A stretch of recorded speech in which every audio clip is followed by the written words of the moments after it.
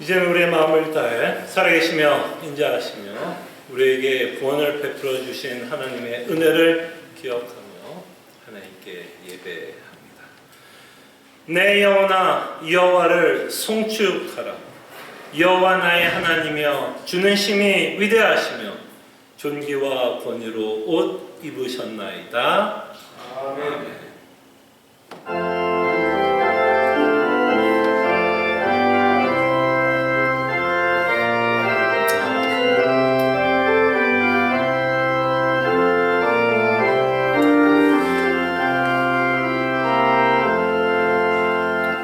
주님이 베풀어 주신 은혜를 기억하며 하나님 앞에 나와 예배하게 하심에 감사드립니다.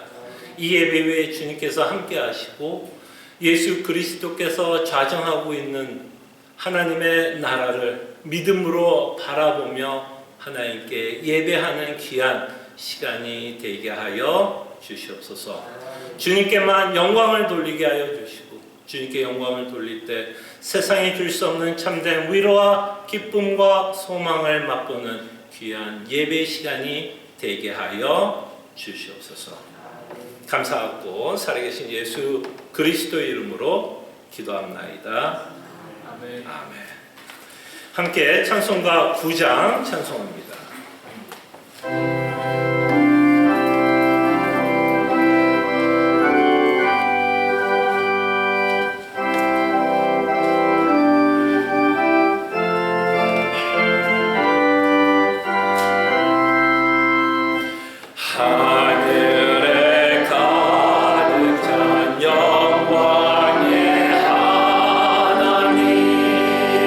온 땅에 충만한 존귀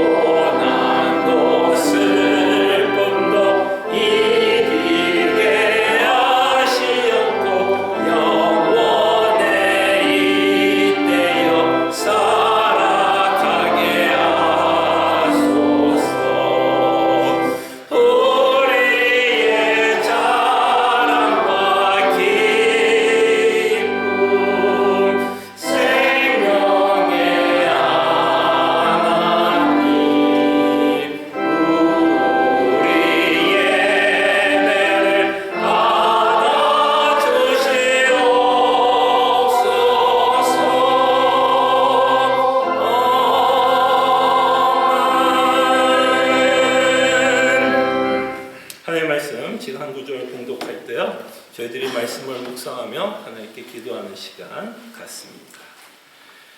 내가 여호와께 아뢰되 주는 나의 주님이시오니 주밖에는 나의 복이 없다 하였나이다.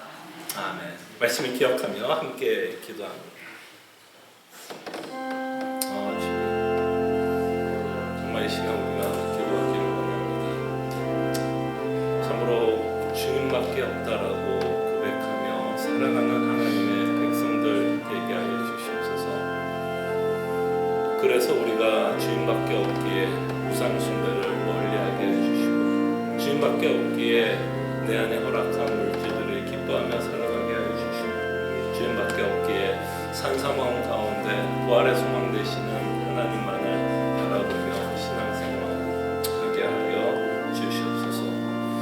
모든 것 위에 주님께서 함께해 주시기를 원합니다. 주여 함께하여 주시옵소서.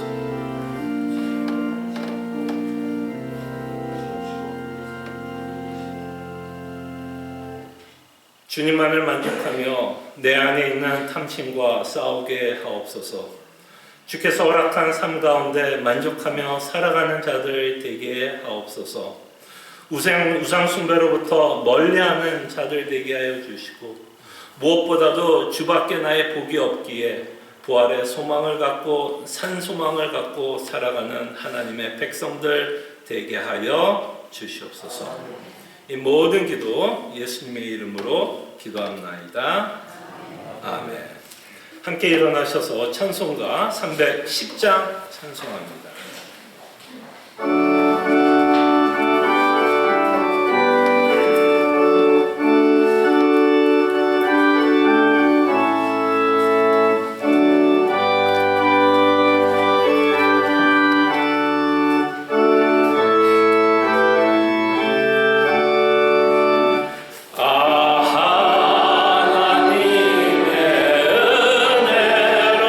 있을 때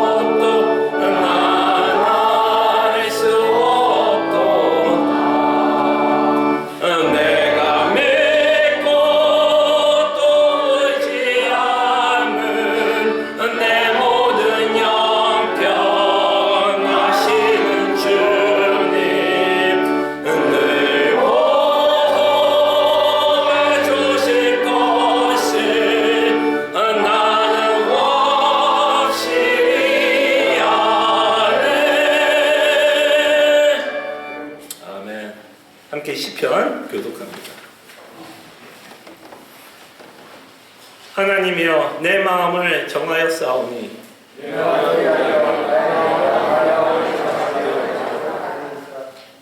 비파야 수금아 깰지어다 내가 새벽을 깨우리로다.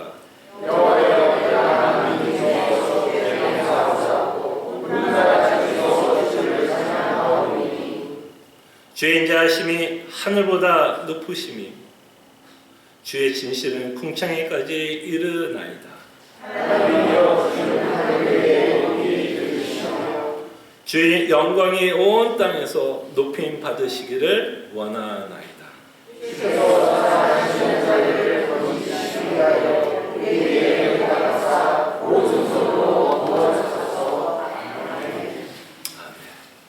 우리 신앙을 함께 고백합니다. 전능하사 천지를 만드신 하나님 아버지를 내가 믿사오며 그 외아들 우리 주 예수 그리스도를 믿사오니 이는 성령으로 잉태하사 동정녀 마리아에게 나시고 본디오 빌라도에게 고난을 받으사 십자가에 못 박혀 죽으시고 장사한 지 사흘 만에 죽은 자 가운데서 다시 살아나시며 하늘에 오르사 전능하신 하나님 하늘에 앉아 계시다가 저로서 산 자와 죽은 자를 심판하러 오시리라. 성령을 믿사오며 거룩한 공회와 성도가 서로 교통하는 것과 죄를 사해 주시는 것과 몸이 다시 사는 것과 영원히 사는 것을 믿사옵나이다. 아멘. 자리에 앉으시겠습니다. 함께 찬송가 413장 찬송합니다.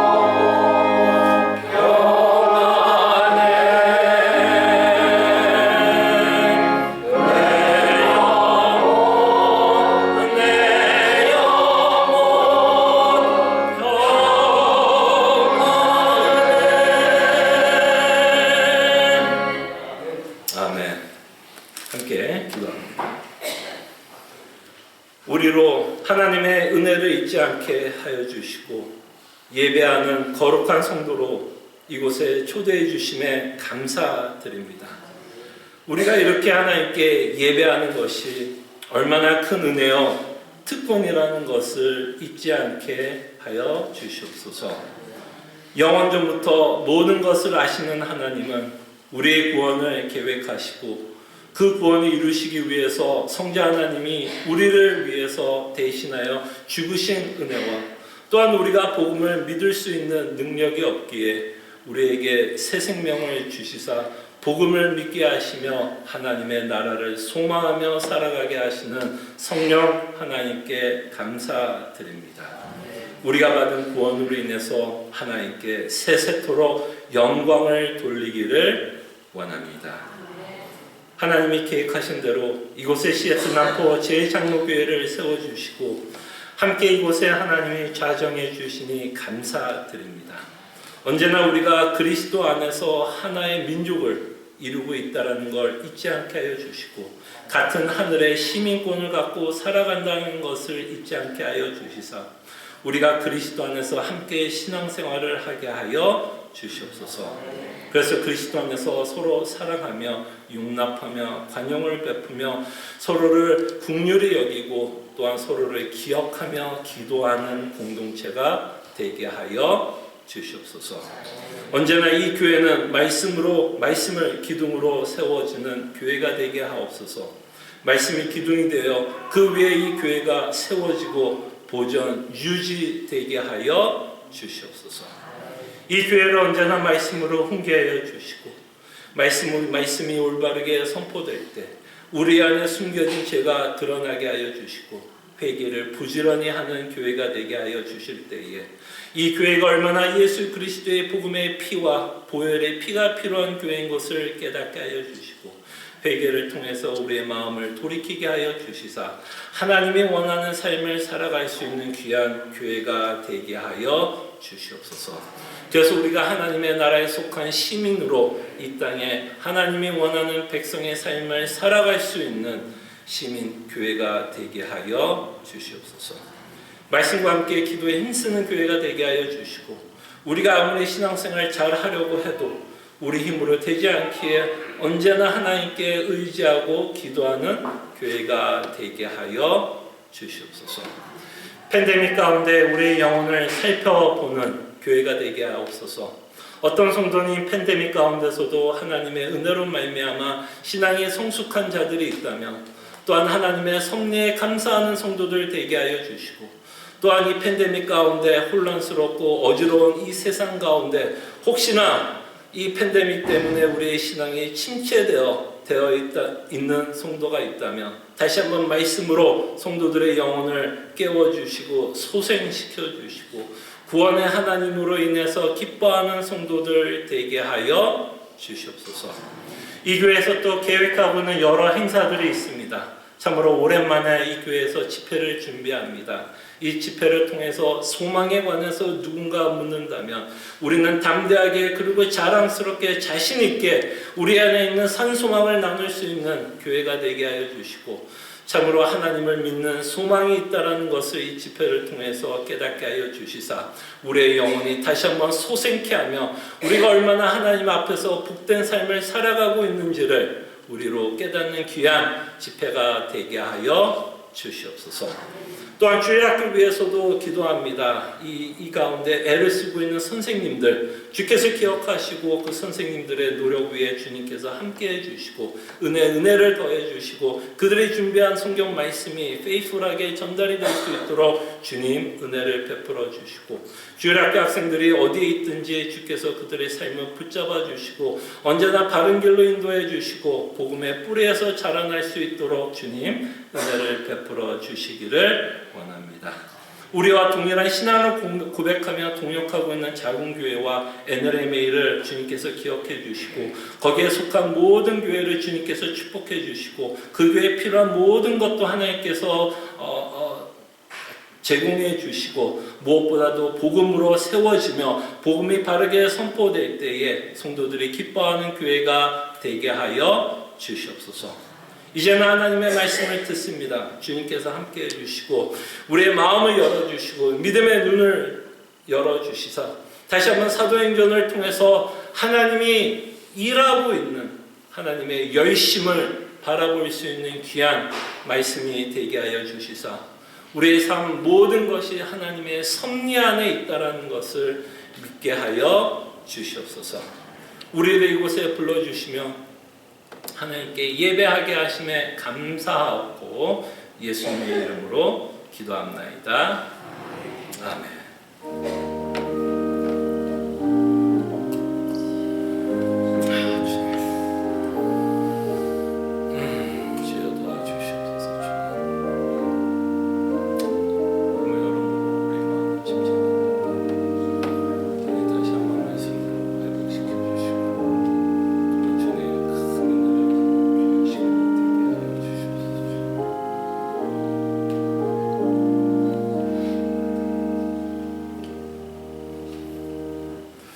하나님의 말씀 사도행전입니다. 사도행전 11장 25절에서 26절입니다. 그리고 우리가 19절에서 30절까지도 저희가 좀 살펴볼 거니까요. 여러분들 성경책을 덮지 말아 주시기를 바랍니다. 하나님의 말씀이 이러합니다. 바나바가 사울을 찾으러 다소에 가서 만남에 안디옥에 데리고 와서 둘이 교회에 1년간 모여있어 큰 무리를 가르쳤고 제자들이 안디옥에서 비로소 그리스도인이라 일컬음을 받게 되었더라. 아멘. 오늘 문맥을 이해하기 위해서 좀 이 사건들이 어떤 시간의 경과를 갖고 있는지를 저희들이 좀 알 필요가 있을 것 같습니다. 사실 오늘의 본문은 19절부터 시작한다라고 여러분들이 좀 생각해 볼 수 있는데 우리가 오늘 조금 더 생각해 보고 싶은 건 이 그리스도인이라는 단어를 조금 더 생각해 보고 싶어서 제가 25절과 26절만 여러분들에게 읽어 드렸습니다. 자, 오늘 구절은 사실 19절부터 시작한다고 생각해 볼 수 있는데요. 19절을 제가 한번 읽어 드릴게요. 이렇게 19절이 시작합니다. 그때 스데반의 일로 일어난 환란으로 말미암아 흩어진 자들이 그래서 이제 19절은 어느 시대를 어느 시간을 지금 이 누가가 기억하면서 쓰고 있냐면 스데반의 일 후에 오늘 본문이 등장하고 있다고 생각을 하시면 돼요. 스데반 후에 이 일이 등장하고 있다고 생각하면 되는데 여러분 이 스데반의 사건은 어느 몇 장에 여러분 기억됐는지 기억나시죠? 8장에서 기록된 말씀입니다. 우리 지금 어디에 있죠? 11장에 있고 이 스데반의 사건은 8장에 기록되어 있습니다. 자, 주보를 보시면 제가 8장 1절에서 4절의 내용을 기록해 놨는데요. 바로 이 8장 1절에서 4절에 있었던 그 사건 이후에 기록되고 있는 구절이 오늘 우리가 살펴보려고 하는 구절입니다. 일단 8장 1절에서 4절을 읽어드릴 텐데요. 어떤 사건이 기록되어 있는지를 기억해 주시기를 바랍니다. 자, 사울은 그가 죽임당함을 마땅히 여기더라. 여기서 죽임당함을 마땅히 여겼던 자는 누구죠? 스데반이에요. 사울은 스데반이 죽는 것이 마땅하다고 생각했습니다. 사울은 그가 죽임당함을 마땅히 여기더라. 그날에 예루살렘에 있는 교회에 큰 박해가 있어 사도회에는 다 유대와 사마리아와 모든 땅으로 어떻게 됐다고요? 흩어지니라. 바로 지금 흩어지고 있는 이 사건 다음이 오늘 제가 조금 이따가 살펴볼 11장 19절의 내용이에요. 다시 8장으로 가서 2절을 읽겠습니다. 경건한 사람들이 스데반을 장사하고 위하여 크게 울더라. 사울이 교회를 잔멸할세 각 집에 들어가 남녀를 끌어다가 옥에 넘기니라. 또 똑같은 단어가 나오고 있는 걸 보게 되죠. 그 흩어진 사람들이 두루다니며 복음의 말씀을 전할세 어디까지 왔다? 안디옥까지 내려왔다라고 오늘 본문을 통해서 저희들은 알게 됩니다. 자, 그럴 때 8장 이후부터 오늘의 본문의 내용을 보면 어떤 일이 있었냐면 박해가 심하게 있었습니다. 예루살렘에 어마어마한 박해가 있었고 그 박해로 인해서 예루살렘에 있던 성도들은 할 수 없이 흩어지게 됩니다. 근데 그 흩어지는 이 일이 그들에게는 어마어마한 고난이었고 아픔이었고 굉장히 힘든 상황이었지만 사실은 이렇게 흩으시고 있는 하나님은 섭리하고 있었다라는 것을 기억해 주시기를 바랍니다. 지금 이들이 흩어지고 있는 이 장면은 그들에게는 너무나 고생이고 그들에게는 너무나 큰 고난 가운데 있었지만 이 흩어진 이 사건도 하나님의 손 아래에 있었다라는 것을 기억해 주시기를 바랍니다. 그럴 때 우리의 삶을 어떻게 바라봐야 될까요, 여러분? 이들은 제가 만약에 그리스도인이었다면, 이 당시에 그리스도인이었다면 저는 굉장히 좀 혼란스러웠을 것 같아요. 내가 이렇게 예수 그리스도를 믿게 되어서 박해를 받는 거에 대해서도 혼란스럽고 그 박해를 받는 것 때문에 내 모든 재산을 내려놓고 내 생명까지도 위협을 받으면서 도망가야 된다라는 그 상황이 그들에게는 쉽게, 저한테 만약에 이런 일이 벌어진다면 저도 그 일이 쉽게 받아들이기는 참 쉽지는 않았을 것 같습니다. 나 사도행전에 일어나는 수많은 사건들, 그것이 하나님을 찬송할 수 있는 좋은 일이든 사도행전에서 나오는 수많은 고난들, 감옥에 갇히는 그 모든 일들, 성도들이 앞에 있던 모든 위험과 위협, 그 모든 사건은 하나님의 계획과 섭리 아래에 있었다는 것을 기억하셔야 됩니다. 이렇게 흩으시기 때문에 어떤 일이 벌어지죠? 흩으셨기 때문에 이들은 할 수 없이 땅끝까지 이르러 하나님의 증인, 예수 그리스도의 복음을 전하는 증인의 삶을 살아갑니다.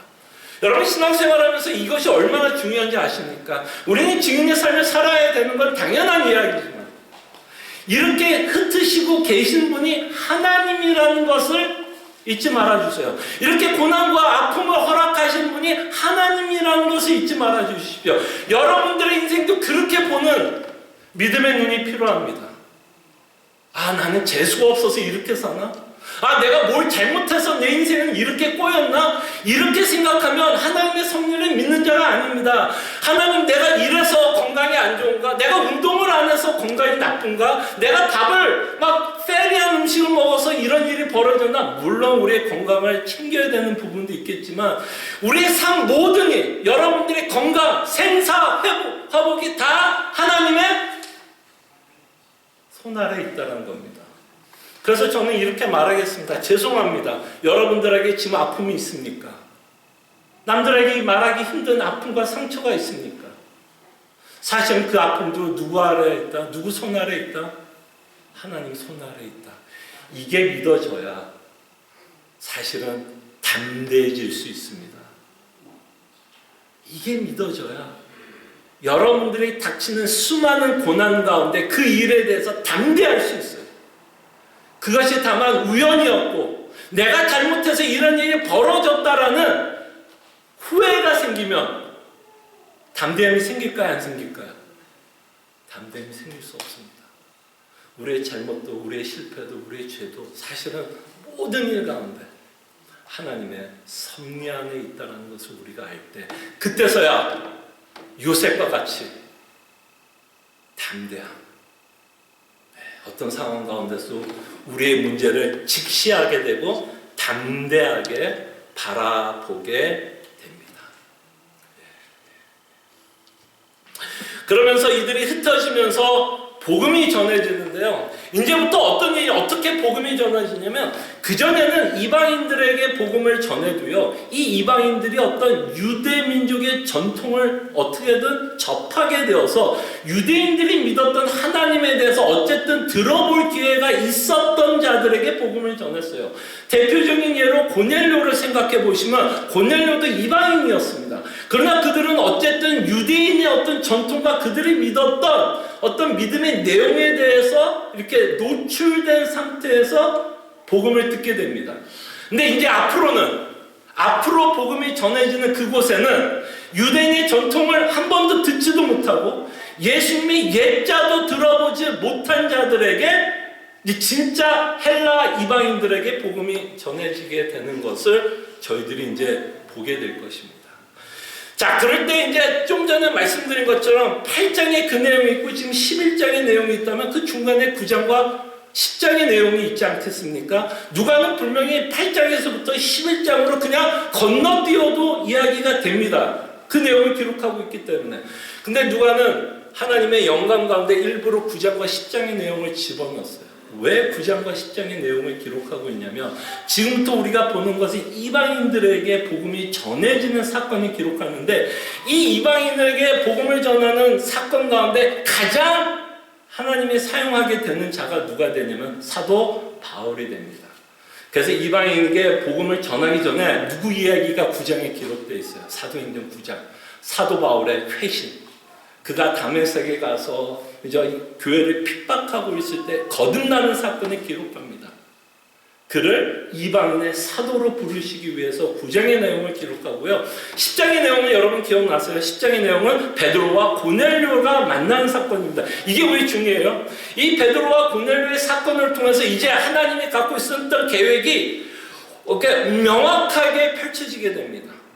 이 그리스도로 말미암아 고넬료와 베드로가 하나가 되는, 이방인과 유대인이 하나가 되는 그 사건을 사도행전 10장에 기록하고 나서 이제 오늘 무슨 사건이 기록돼? 이제 진짜 본격적으로 이방인에게 복음이 전해지고 있는 그 안디옥이라고 하는 곳에 복음이 전해지고 있는 내용을 저희들은 보게 됩니다.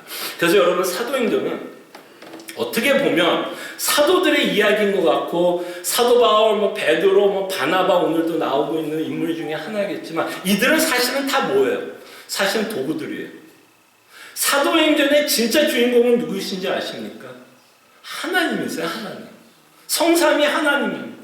그 계획을 준비하시고 그 구원이 이루신 예수 그리스도와 성령 하나님이 땅끝까지 이르러 그 복음을 전하게 하는 사건을 기록한 게 사도행전이고 그 전하게 하는 수많은 사건과 도구를 사용하시는 분도 누구예요? 하나님이십니다. 그래서 사도행전의 사건은 결단코 우리가 어떤 눈으로 봐야 이해가 되냐면 하나님의 섭리로 보셔야 돼요. 이 모든 일은 하나님의 섭리 안에 있고 우연이 아니라 박해마저도 우연이 아니라 하나님의 일을 이루시기 위해서 지금 하나님은 섭리하고 있고 사도 베드로도 하나님이 부르고 있다는 것을 보게 됩니다. 자, 이렇게 해서 이제 안디옥이라는 곳에 복음이 전해지게 되고 그 안디옥에 복음이 전해진 그 사건이 또 어디에 또 전달이 돼요? 예루살렘에 이제 전달이 되면서 예루살렘도 어땠을까요? 굉장히 축제 분위기였겠죠. 예수 그리스도의 복음이 조금씩 남아 이방 세계 땅끝까지 이르러 내 증인이 되리라고 하는 예수님의 예언이 성취되고 있는 것을 이제 사도들이 예루살렘에서 듣게 되고 있는 것을 보게 됩니다.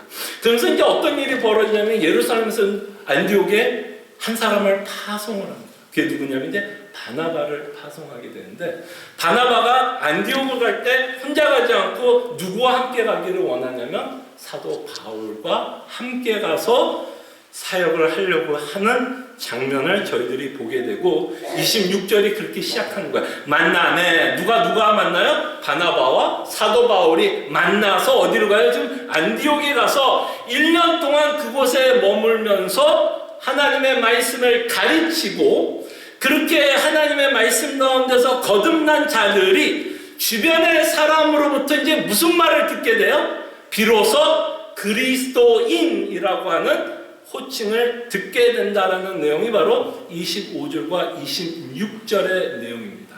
자, 그럴 때 여러분들 우리가 오늘 좀 생각해 보고 싶은 건 도대체 누가 그리스도인입니까? 그리스도의 정체성 또는 그리스도인이라면 어떤 자들이 그리스도인인가를 여러분들과 함께 오늘 이 본문을 통해서 특별히 19절에서부터 30절 안에 녹아져 있는 참 그리스도인이란 이런 자들이구나 라고 하는 내용을 저희들이 살펴보면서 저희들도 이런 그리스도인답게 살아갈 수 있는 자들이 되기를 원합니다. 그래서 여러분 그리스도인은 합성어죠. 그리스도 플러스 인. 인자가 뭐죠? 한자로 사랑인. 그러니까 그리스도 사랑. 이거 풀어서 말하면 결국 뭐예요? 그리스도를 믿는 자들. 그래서 안디옥에서 복음이 전해지고 거듭나게 돼서 이들이 예수를 믿다 보니까 옆에 있던 사람들 딱 보니까 누구를 믿어요? 예수님을 믿으니까 그제서야 그들을 그리스도인이다라고 호칭을 부르고 있는 내용을 보게 됩니다. 자, 그럴 때 이 본문에서 그리스도인이라고 하는 특징들을 저희들이 좀 살펴보겠는데요. 누가는 이렇게 특징들을 이 본문에서 녹아지게 하고 있는 것을 보게 됩니다. 첫째로 그리스도의 특징은 21절이에요. 자, 21절에 보면 누가는 지금 복음이 전해지고 있는 이 일이 사람의 손에 의해서 전해진다라고 말하지 않고 있습니다. 그죠? 자, 21절에 뭐라 그래요? 누가가 뭐라고 이 역사적인 사건을 기록하고 있냐면 21절, 주의 손이 그들과 함께 하심에 수많은 사람들이 믿고 주께 돌아오더라. 자, 누가는 믿음의 눈으로 지금 안디옥에게 복음이 전해지고 있는 이 사건을 누구에게 영광을 돌리고 있는 거죠? 누구에게? 하나님께 영광을 돌리고 있습니다. 뭐라 그래요? 주의 손이 그들과 함께 하시네. 이 일이 어떻게 가능했어요? 주님께서 그들과 함께 했기 때문에 복음이 안디옥까지 전해지고 있다라고 이들이 누가가 고백하면서 성경에 기록하고 있는 것을 보게 됩니다. 그렇다면 그리스도인은 어떤 특징을 갖고 살아갈까요? 여러분, 그리스도인은 어떤 특징을 갖고 살아갑니까? 조금 전에 제가 말씀드린 것처럼 이 흩어지게 하신 그것도 누구 손 아래에 있었다? 하나님의 손 아래에 있었다. 바로 그리스도인의 가장 큰 특징은 우리 인생을 내 경험과 내 이성과 사람이 말하는 대로 내 인생을 해석하는 게 아니라 내 인생을 누구의 눈으로 해석해요? 하나님의 눈으로 해석하는 겁니다. 그것을 우리는 하나님이 섭리하신다라고 고백을 하십니다. 그거를 조금 더 쉽게 얘기하면 하나님이 선한 목자가 되어 우리 인생을 인도하신다라는 겁니다. 그럴 때 이제 가장 큰 우리가 정말 하나님께 어쩌면 우리가 섭리를 믿는다라는 최고의 고백은 사실 어떨 때 정말 우리가 하나님의 섭리를 고백한다라고 고백하는 거냐면 사실은 역경의 때예요. 좀 이렇게 얘기해서 좀 죄송할 수도 있지만 잘 될 때에는 여러분들이 원하는 대로 계획한 대로 되면 하나님께 감사하는 거는 조금 더 쉬워요. 그건 조금 쉬워요. 근데 그것도 안 하는 사람도 있어요. 마치 내가 잘나서 다 한 것처럼 고백하는 사람도 있지만 역경 가운데 하나님이 함께 했다라고 고백하는 건 훨씬 더 어렵습니다. 역경은요, 우리의 신앙을 굉장히 흔들어놔요. 역경은요, 우리의 믿음을 흔들고요, 하나님을 오해하고 의심케 합니다. 근데 그런 가운데서도 하나님이 함께 하셨다라고 고백한다는 것은 참 쉽지 않은 것 같아요. 근데 오늘 본문을 통해서도 우리가 그리스도인이다라고 여러분 고백한다면 좀 전에 말씀드린 것처럼 우리 인생 가운데서 벌어지는 모든 아픔들, 저 같은 경우는 제가 하나님의 섭리를 좀 이해하게 됐던 사건은 사실은 제 왼쪽 귀를 인정할 때였어요. 제가 여러분 제 왼쪽 귀 때문에요, 제가 중고등학교 때 어떻게 학교를 다녔는지 알아요? 여러분, 제가 50대 중고등학교를 다녔어요. 50대 특징이 뭐냐면 두발 자유화가 있었고요, 사복을 입게 했어요. 그때 제가 중학교 때를 다녔어요. 두발의 자유가 있어서 머리를 여러분들은 빠박 깎고 스포츠 머리는 아니었어요. 두발의 자유가 있었지만 귀는 깎았어야 돼요. 근데 제가 얼마나 제 귀를 사람들에게 보여주고 싶지 않았냐면 그 당시 학생부에 가서, 학생부라는 거 알죠? 교율부가 될 수도 학생부가 될 수 있는 가장 무서운 선생님들이 모여있는 곳에 가서 제 귀가 이러니 저는 머리를 안 깎겠습니다라고 할 정도였어요. 저는 그래서 중고등부 학교 다닐 때도 귀를 덮고 다녔어요. 그만큼 저는 제 왼쪽 귀를 사람들에게 보여주고 싶지도 않았고 인정하고도 싶지도 않았습니다. 근데 웬걸 이 왼쪽 귀 때문에 제가 예수를 사실 잘 믿게 됐어요.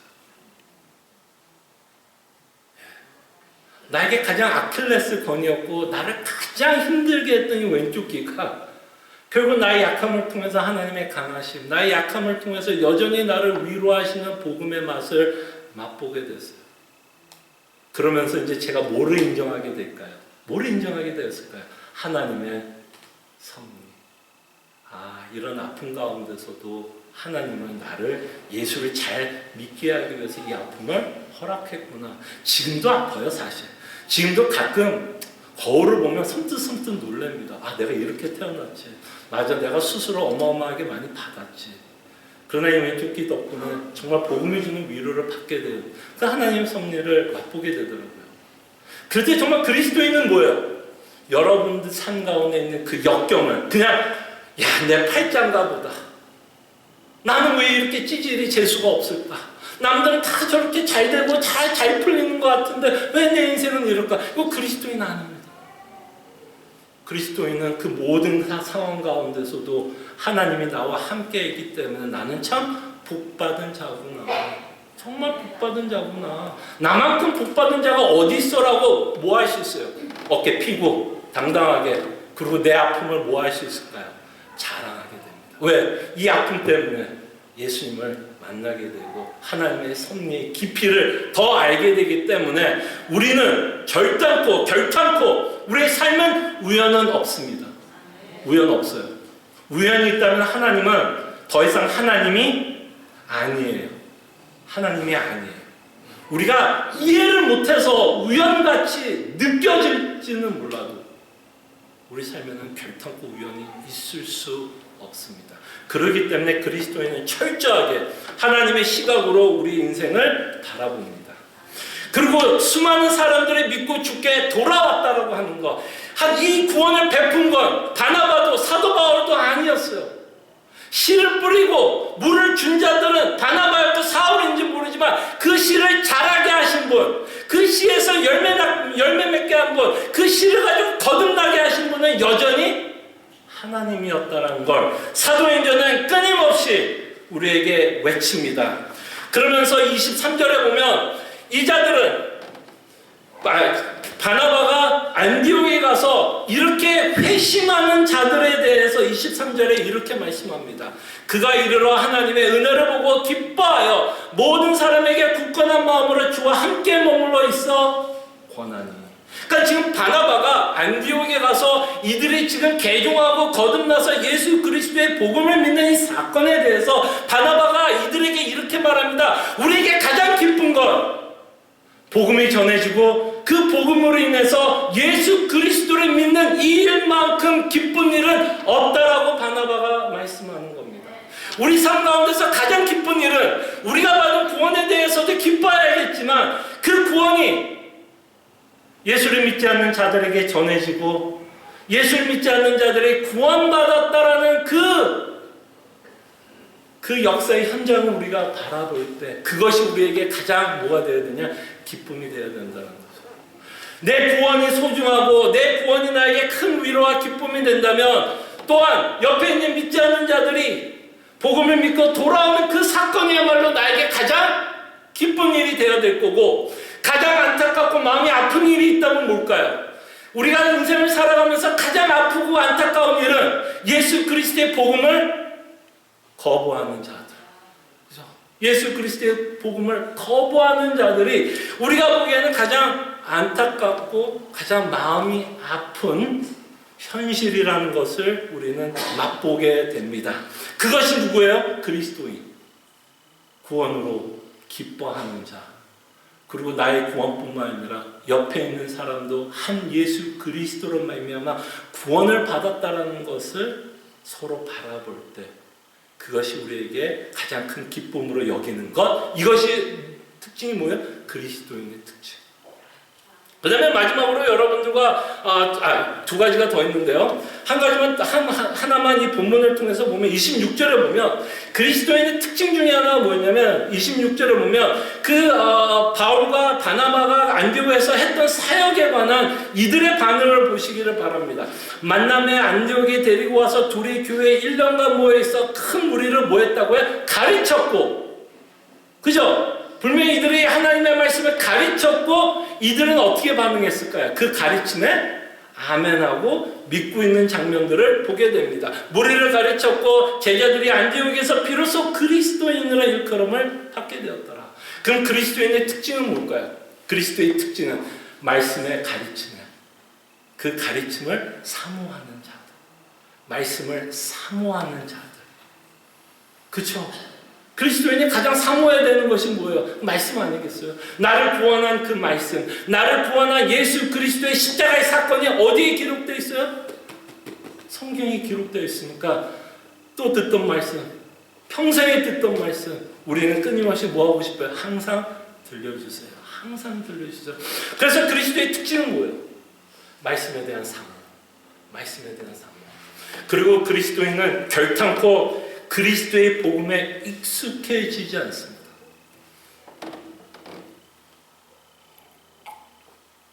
인간이 갖고 있는 어떤 습성이 하나 있는 것 같아요.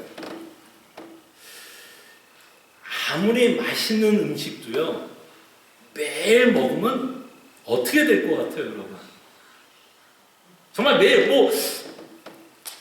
미국 우리가 시애틀 이 근처에 살 때 가장 맛있는 음식이 뭐가 있을까요? 갈비, 일본식 스시, 사시미, 고급 음식 뭐가 있을까요? 어쨌든 정말 우리가 생각하는 그 고급 음식을 매일 먹는다고 생각해봐요. 그래서 그 매일 먹는 게 익숙해지면 우리는 좀 이상한 습성이 생겨요. 어떤 습성이 생길까요? 더 이상 그것을 즐기지를 못해요. 이상하지 않아요?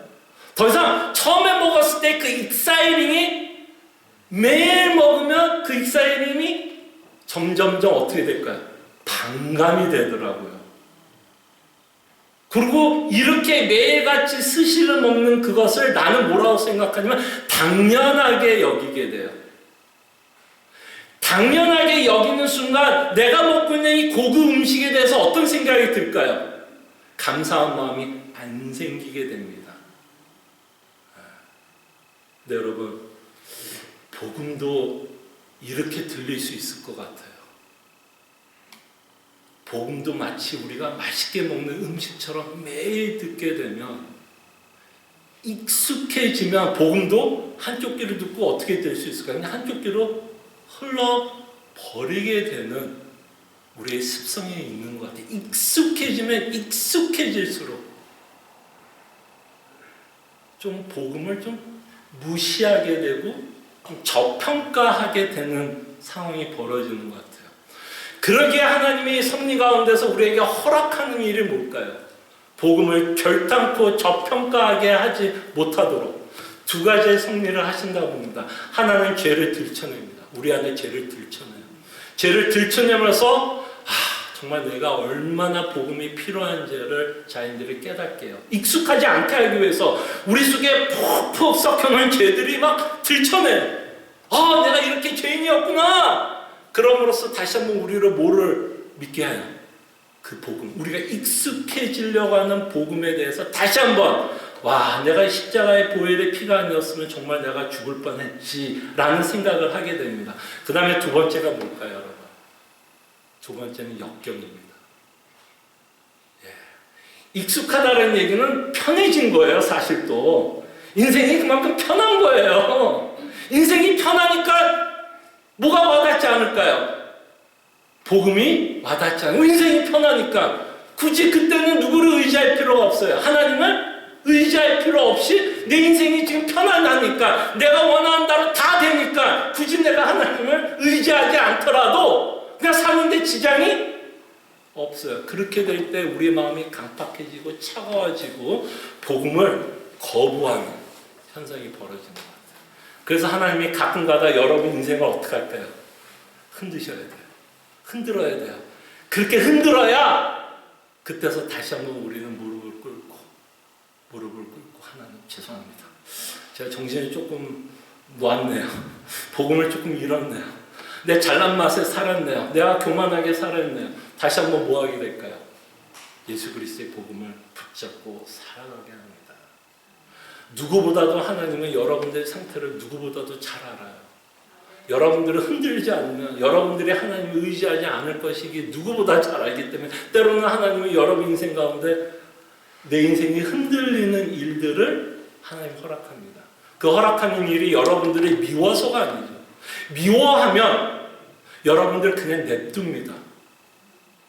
그냥 사탄의 유혹에 넘어가고 쓰러지도록 냅둡니다. 그냥 복음에 익숙하게 냅둡니다. 여러분들이 미워했다면. 사랑하기 때문에 여러분 인생을 흔드시는 거예요. 그래야 여러분과 제가 내 안에 의지를 발동해야 무엇을 찾으려고 하니까? 복음을 다시 한번 찾으려고 하니까. 그때서 우리가 다시 기도하기 때문에 하나님은 우리 인생 가운데 흔드십니다. 그럴 때 그리스도인의 특징이 뭐예요? 하나님의 섭리를 이해하고 하나님의 말씀을 사모하면서 우리는 살아갑니다. 그때 비로소 그리스도인이다라고 호칭을 받는다라는 것을 보게 됩니다. 그럼 마지막으로 여러분, 이 본문에서 나타난 그리스도의 가장 큰 특징이 하나 있어요. 여러분들 제가 그 주보에 보시면 제가 본문마다 밑줄 친 단어가 있을 겁니다. 벌써 이미 보신 분들은 이미 눈치를 채셨을 것 같은데요. 자, 8장에 보면 뭐에 밑줄을 쳤죠? 흩어지느라. 그 다음에 4절에 8장 4절에 보도 흩어진 사람. 그 다음에 우리가 보았던 지금 11장에 나왔던 그때 스데반의 사건 후 흩어진 자들. 그래서 이 그리스도인들이 갖고 있는 가장 큰 특징 중에 하나는 흩어진 삶을 살아갑니다. 흩어진 삶을 살아가요. 자, 이 흩어진 삶에 대해서 누구보다도 잘 아는 자가 있다면 사도 베드로가 아닐까요? 그 역사의 현장을 지금 이 사도는 보고 있는 거 아니에요. 예루살렘에서 얼마나 핍박이 있었고 그 핍박으로 인해서 수많은 성도들이 디아스포라 흩어질 수밖에 없었던 그 역사의 상황을 누구보다 목격했던 분이 있다면 사도 베드로가 아니겠습니까? 그때 사도 베드로는 그리스도인이 누구라고 자신이 쓴 서신서를 통해서 이렇게 말씀을 하십니다. 베드로전서 1장 1절에서 2절 말씀입니다. 지금 벌어지고 있는 이들의 사건을 가지고 그리스도인이라는 정체성을 사도 베드로는 설명을 합니다. 자, 베드로전서 1장 1절에서 2절에 보면 1절입니다. 예수 그리스도의 사도 베드로는 본도 갈라디아, 갑바도기아, 아시아와 비두니아에 누구에게 편지를 써요? 흩어진 나그네. 그죠? 흩어진 나그네. 2절 곧 하나님 아버지의 미리하심을 따라 성령이 거룩하게 하심으로 순종함과 예수 그리스도의 핏부림을 얻기 위해 택하심을 받은 자들에게 편지하노니 은혜와 평강이 너에게 더 많을지어다.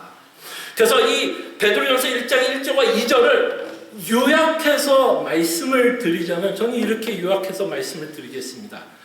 그리스도인의 정체성은 흩어지고 선택받은 나그네다.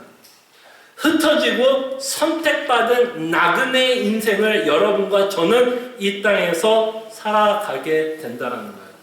그죠? 자, 그럴 때 사도 베드로가 말하는 흩어졌다는 의미가 뭘까요? 흩어졌다. 좀 전에 말씀드린 것처럼 이들은 흩어질 수밖에 없는 상황이었어요. 하나님의 섭리 가운데서 박해를 받았던 성도들은 흩어지는 삶을 살아갈 수밖에 없었습니다. 흩어졌기에 자신의 터를 다 잃어버린 자들이에요. 다 잃어버렸죠. 자신의 고향을 떠났던 디아스포라 성도들의 말을 하고 있습니다. 그래서 흩어졌어요. 흩어지면서 그들은 이제는 뭘로 살 수밖에 없어요? 나그네. 외국인. 방랑자. 그러니까 이 나그네의 특징이 뭐예요? 집이 없는 자들. 무슨 말인지 알겠죠? 이게 바로 그리스도인의 특징이라고 말합니다. 흩어질 수밖에 없고 나그네의 인생을 살아가게 된다는 것입니다. 그래서 이 흩어진 나그네의 인생을 가만히 살펴보면 예수를 믿는 것 때문에 이들은 모든 것을 잃어버린 자들이었습니다. 그러니까 이 흩어진 나그네의 특징은 뭐냐면 세상에 버림받은 자의 삶을 살아가게 된다는 거예요.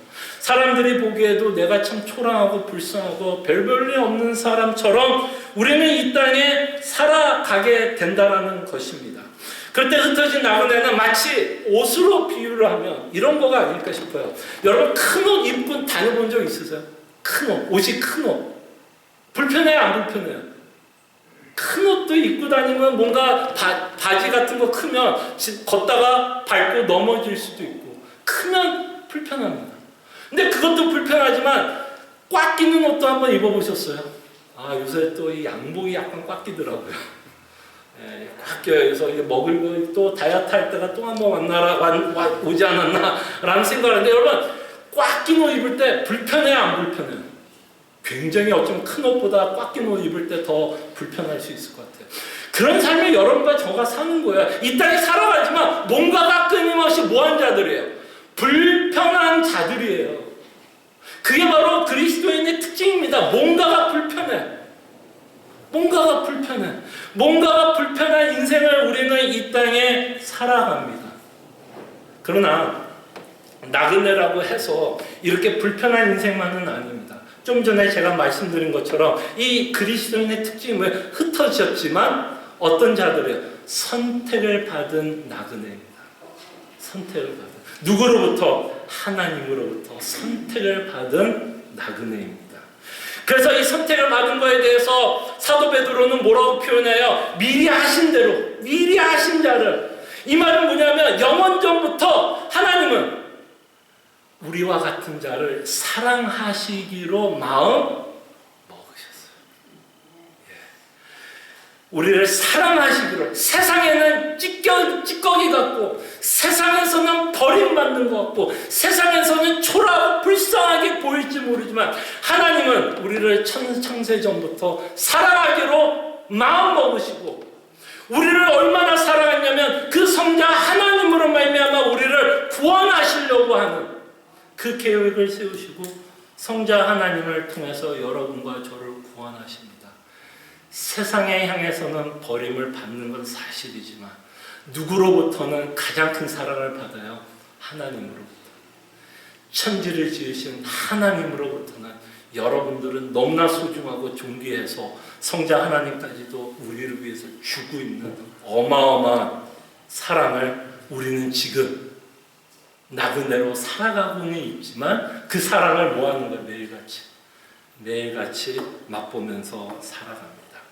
자, 그럴 때 여러분, 선택받은 나그네의 인생은요, 어떤 면에서 다르냐면 방랑자 같고 집이 없고 외국인같이 살아가지만, 우리가 왜 외국인처럼 살아가는지 아세요? 왜 이 땅에서 우리가 집이 없는 사람처럼 살아가는지 아십니까?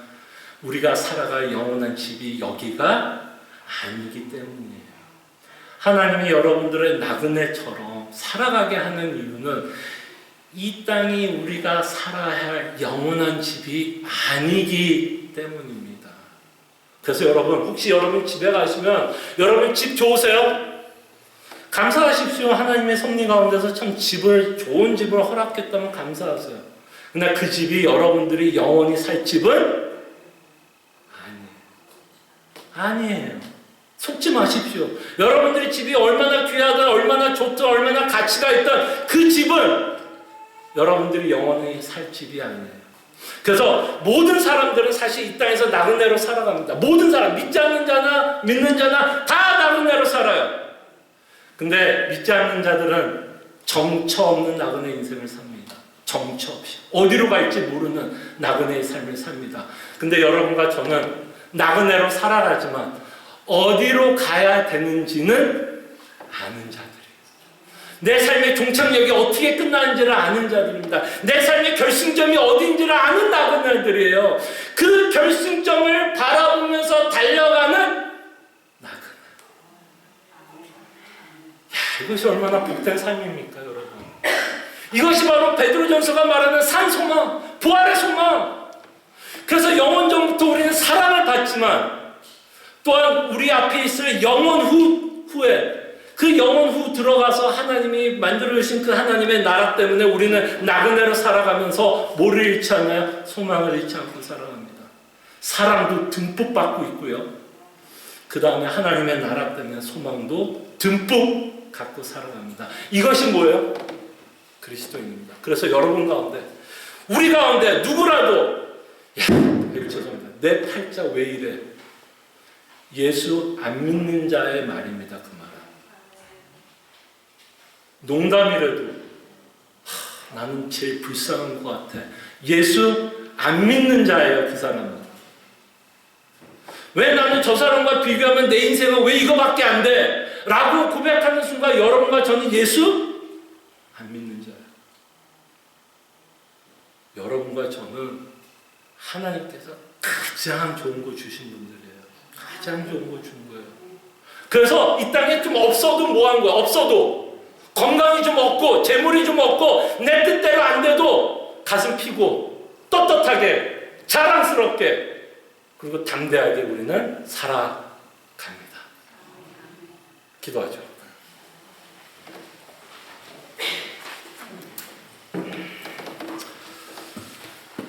우리는 그리스도인이라고 고백을 하면서 살아갑니다. 그때 성경은 그리스도인의 특징들을 말씀합니다. 결단코 하나님의 섭리를 믿는 자들이다라고 말씀을 하십니다. 그리고 우리의 구원이 하나님의 주권적 은혜로 우리가 받았다라는 것을 믿는 자들이고, 나의 구원뿐만 아니라 옆에 있는 성도의 구원도 값지게 여기고 함께 기뻐하는 자라고 말씀을 합니다. 그리고 그리스도인의 특징 중에 하나는 하나님의 말씀을 사모합니다. 그리고 때로는 하나님의 말씀을 사모하게끔 우리의 죄를 들춰낼 때도 있고, 때로는 역경을 줘서 끊임없이 하나님만 붙잡고 가게끔 하나님의 우리 인생을 인도하십니다. 그리고 기억하십시오. 그리스도인은 흩어지고 선택된 나그네라는 것을 기억하면서 우리가 하나님께 감사와 찬송, 그리고 이 땅에서 나그네의 삶을 페이스풀하게 살아갈 수 있도록 함께 기도했으면 합니다. 기도하죠.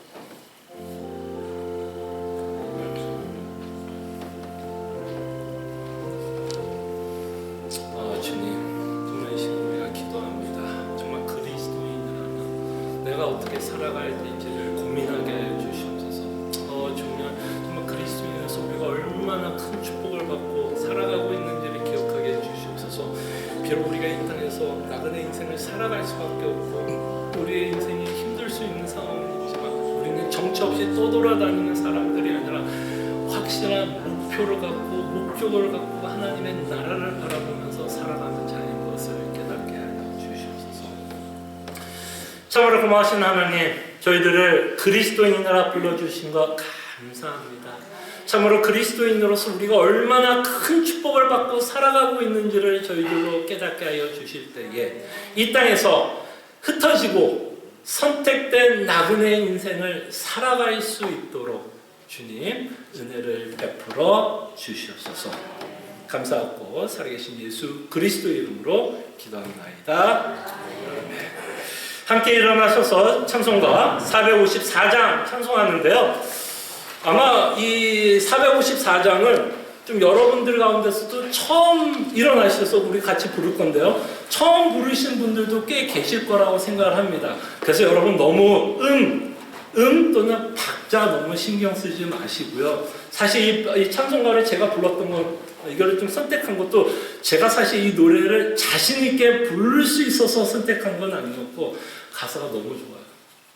그래서 혹시 좀 박자가 좀 안 맞더라도 되도록 가사에 집중하면서 묵상하면서 저희들이 이 찬송을 함께 불렀으면 합니다.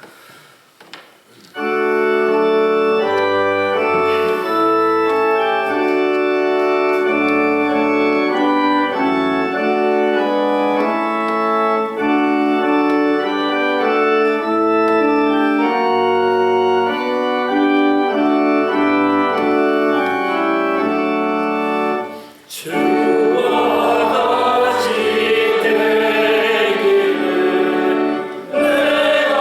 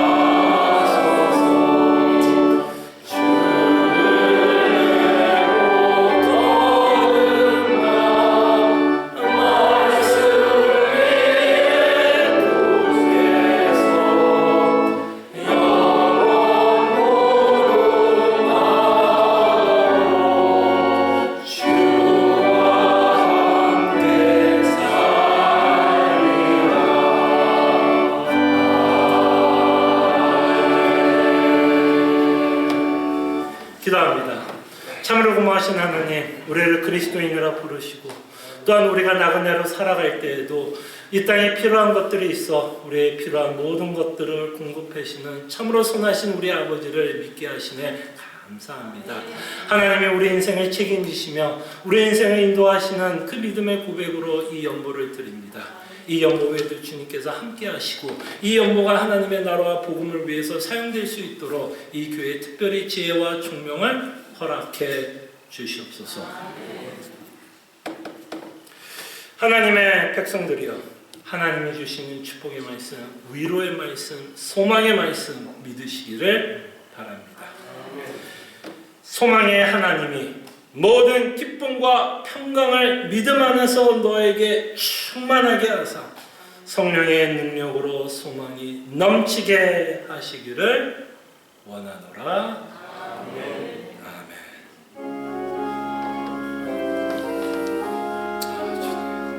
함께 해주시옵소서. 도와주시고 정말 우리 안에 있는 정말 세상의 의식이 버려지고 정말 우리가 약할 수밖에 없지만 정말 하나님만을 높이고 우리가 정말 그리스도인으로서 이 세상을 바라보는 게 아니라 하나님의 나라를 바라보는 사랑하는 하나님의 백성들 되게 하여 주시옵소서. 우리 또 옆에 뒤에 앞에 있는 성도들과 인사했으면 합니다. 또 그리스도 안에서 함께 예배하게 되어서 너무 감사하게 생각합니다. 그리고 여러분들에게 몇 가지 교회 소식 알려드립니다. 수요 성경 공부 계속해서 하이데베르 요리문다. 이번 주에는 주의 44 10계명의 마지막 10계명에 붙어있는 마지막 질문, 두 가지 질문을 저희들이 조금 더 살펴보는 시간 같고요. 토요 새벽 기도회 계속 6시 반에 있고요. 함께 말씀을 가지고 하나님께 기도하는 시간 가졌으면 하고요.